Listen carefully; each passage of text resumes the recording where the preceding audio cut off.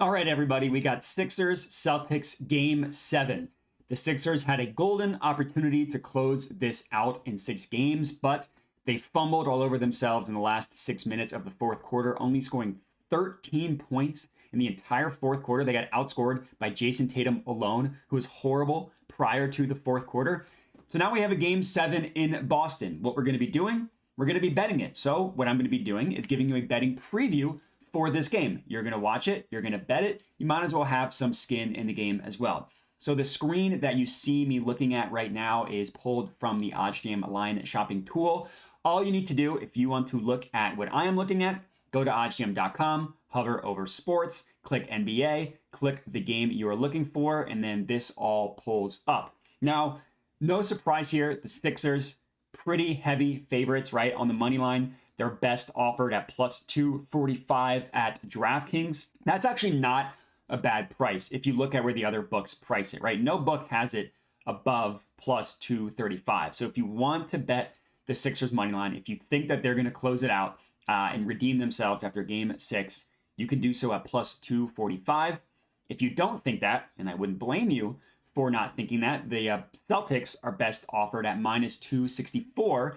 This is at PlayUp. PlayUp's a small book. It's only available, I think, in Colorado and New Jersey, and really no other book. I mean, it's honestly not even worth taking it at that number, but it's also not worth taking it at any other sports book, right? It's best offered on like a normally regulated sports book that's readily available. Looks to be FanDuel at minus 280.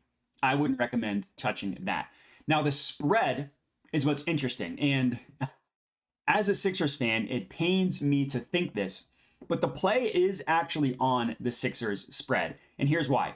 So whenever you're line shopping, what you want to do is you want to identify where the sharp sportsbooks have their lines priced at, and then place bets that are outliers to those sharp sportsbooks.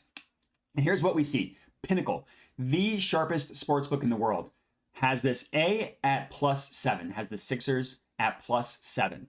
Not only that, but they actually favor the Sixers at that number, right? They have the Sixers plus 7 at minus 107. There's a lot of 7s in that. And then we have the Celtics minus 7 at minus 103. They're favoring the Sixers. They have them as the more likely outcome, or I should say they have them as the more expensive option, which is them telling you they think it's the more likely outcome.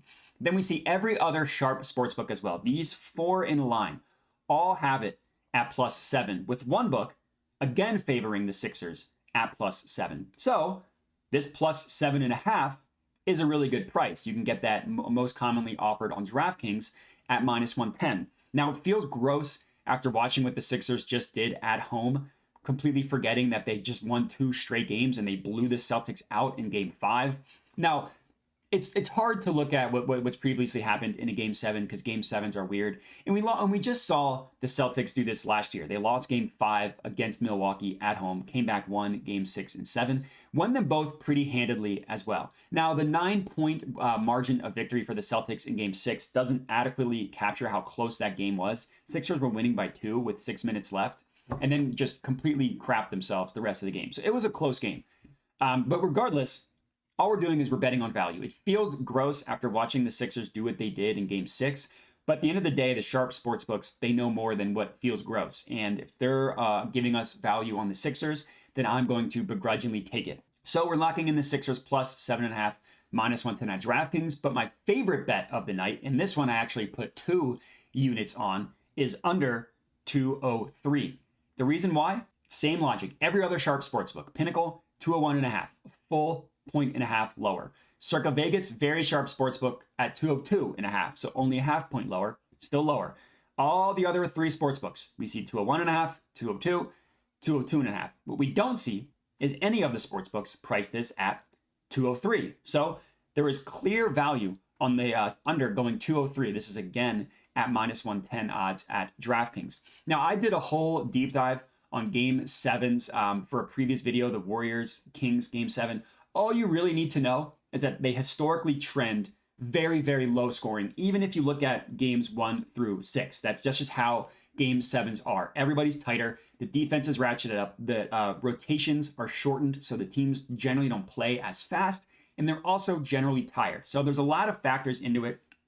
Obviously, the sports books also know this and they price it accordingly, but there's still value on the under 203, right? Like both books that have it at 201.5 are two sharp sports books, not sports books that we want to place bets on. So Sixers plus 7.5, put a unit on that, but the under is my favorite play. Put 2 units on that bad boy, and that's all I got. So if you're tailing, comment and let me know. Other than that, remember to like, subscribe, all that good stuff. Hit me up at my Twitter handle you see right at about here. Thanks for watching and have a good one.